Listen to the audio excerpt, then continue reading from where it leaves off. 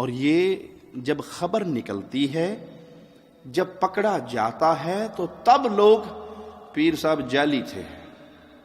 ارے بھائی، یہ مزارات پہ ہونے والے دھندے یہ سب ہیں ہی جعلی. یہ کاروبار ہیں، یہ بزنس ہے، اور یہ ایسا زبردست کاروبار ہے کہ اتنا کامیاب کاروبار دنیا میں کسی کا نہیں ہے. نہ سٹیل مل کا کاروبار کامیاب ہے، نہ پٹرول کا کاروبار، نہ سونے کا کاروبار، نہ پراپرٹی کا کاروبار. ہر چیز میں نقصان کے چانس ہیں. زمینیں آج ریٹ بڑھ گیا، پروفٹ ہو گیا. پراپرٹی ڈاؤن ہو گئی، لاس ہو گیا. پٹرول کا ریٹ بڑھ گیا، ڈاؤن ہو گیا. سونا بڑھ گیا، کم ہو گیا. ہیں ماشاء اللہ تبارک اللہ، سبز چادر کالا جھنڈا، بابا جی سرکار کا بورڈ، کبھی ڈاؤن ہونا ہی نہیں ہے. دھندا ہے، کاروبار ہے. اس مزارات پہ ملینز اکٹھے ہوتے ہیں. ان پیروں کے پاس کھربوں روپے ہوتے ہیں، اس لیے ان کی شادیوں میں اربوں روپے اڑائے جاتے ہیں. یہ سارے کہاں سے؟ اس پیر کا دھندا کیا ہے، کاروبار کیا ہے، بزنس کیا ہے؟ ایک بابا جی کو دفنایا، سبز چادر چڑھائی، غلہ لگایا. جوں پیر مشہور ہوتے گئے غلہ بڑا ہوتا گیا. اور بعض تو ایسے ہیں کہ اوپر لوہے کا غلہ رکھا ہوا ہے، نیچے بڑا سارا کمرہ ہے. وہ لوہے کے باکس میں نہیں چندہ جا رہا، وہ کمرے میں جا رہا ہے.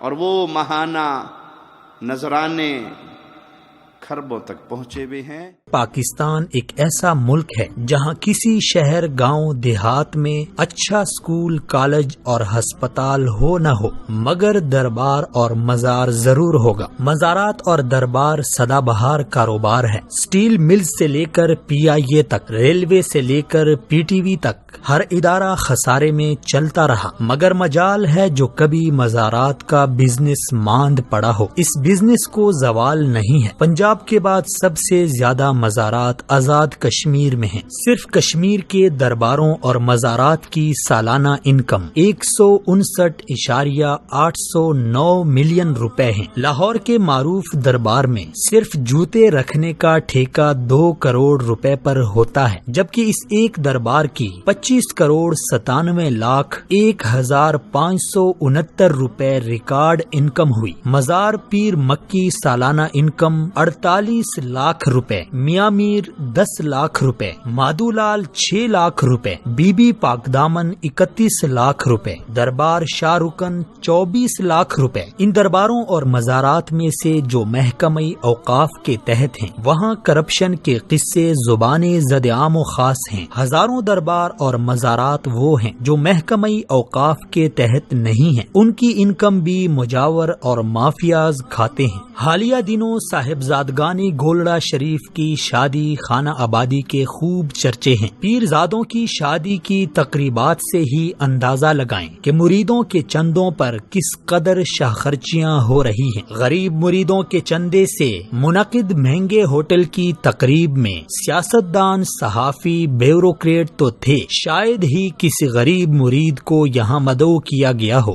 ہم کو تو میسر نہیں مٹی کا دیا بھی، گھر پیر کا بجلی کے چراغوں سے ہے روشن. سال گزشتہ راول پنڈی کے ایک پیر صاحب کے بیٹے کی شادی میں محتاط اندازے کے مطابق 1 ارب روپے کی فضول خرچی کر دی گئی. موصوف کے اسلام آباد کے پوش علاقے میں کئی بنگلے، کئی پیٹرول پمپ اور کئی شادی حال ہیں، اور یہ سب اساسے گدی نشینی کی دین ہیں. مریدوں کے خون پسینے کی کمائی سے کھڑا کیا بزنس ہے. مستزاد یہ کہ ان درباروں میں وہ شرمناک کام ہو رہے ہیں جس سے انسانیت کا سر شرم سے جھک جاتا ہے. انہی درباروں میں بیٹھے جعلی پیر مذہب کی بدنامی اور شرمندگی کا باعث بن جاتے ہیں. کچھ عرصہ پہلے نیو ٹی وی کے پروگرام پکار میں انہی درباروں میں سے ایک دربار کے مجاور کرنٹ بابا نے انکشاف کیا کہ وہ اب تک 700 بے اولاد خواتین کے ساتھ ریپ کر چکا ہے. ان میں سے ایک 10 سالہ معصوم بچی بھی شامل تھی جسے 2 بار اس درندے نے اپنی ہوس کا نشانہ بنا ڈالا. کرنٹ بابا اپنے استاد کا نام سرکٹ بابا بتاتا ہے. شاگرد کے شکار کا یہ حال ہے تو استاد کا آپ خود اندازہ لگائیں. یہ سب خواتین ان جاہل پیروں اور عاملوں کے پاس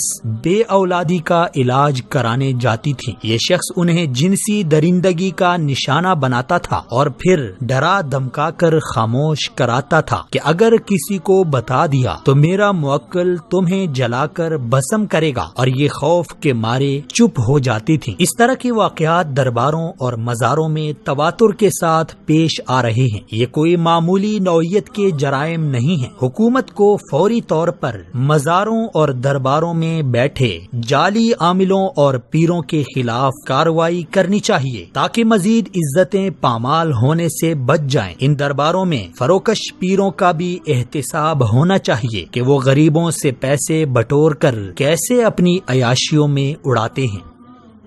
یہ کاروبار ہے، یہ بزنس ہے جو آپ کو اندھا کر کے کیا جا رہا ہے۔ حق کی طرف آنے کی اجازت نہیں ہے، حق کی طرف سوچنے کی بھی اجازت نہیں ہے۔ اسی لیے لفظ وہابی اتنا بدنام کر دیا گیا ہے، اس کی نسبت کسی اور کی طرف کر کے رسول اللہ صلی اللہ علیہ وسلم کی احادیث کی طرف دعوت دینے والوں کو ایسے بدنام کر دیا گیا ہے کہ یہ اگر ایک کنویں پر سور پانی پی رہا ہے اور ایک کنویں پر وہابی پانی پی رہا ہے تو پیر کہتے ہیں کہ خنزیر والے کنویں سے پانی پی لینا، وہابی والے سے نہ پینا۔ یہ بدنام کرنے کی وجہ کیا ہے کہ اگر اتنا بدنام نہیں کریں گے تو جو ان کے پاس جائے گا اور یہ کہیں گے بھائی حق وہ ہے جو اللہ نے نازل کیا، حق ہے قرآن، حق ہے حدیث، تو یہ تو ہمارے مرید ٹوٹ گئے، ہمارے مرید ٹوٹ جائیں گے، دھندا بند ہوگا، کاروبار بند ہوگا۔ اس لیے اہل توحید کو بدنام کرو۔ پیارے بھائیوں، اپنی آنکھوں کو کھولیے، دنیا میں واحد ایک جماعت ہے جسے اہل الحدیث کہا جاتا ہے، اہل السنہ والجماعہ کہا جاتا ہے، جن کی نظریں آپ کی جیبوں پر نہیں ہوتی، آپ کی چمڑیوں پر ہوتی ہیں کہ اپنی چمڑی کو جہنم کی آگ سے بچا لو۔ آپ کی قبر میں نہ کوئی پیر آئے گا، نہ کوئی بابا آئے گا، نہ کوئی شیخ آئے گا، نہ کوئی مرشد آئے گا، کوئی نہیں آئے گا۔ یہ کہانی یہ پیر گھڑتے ہیں،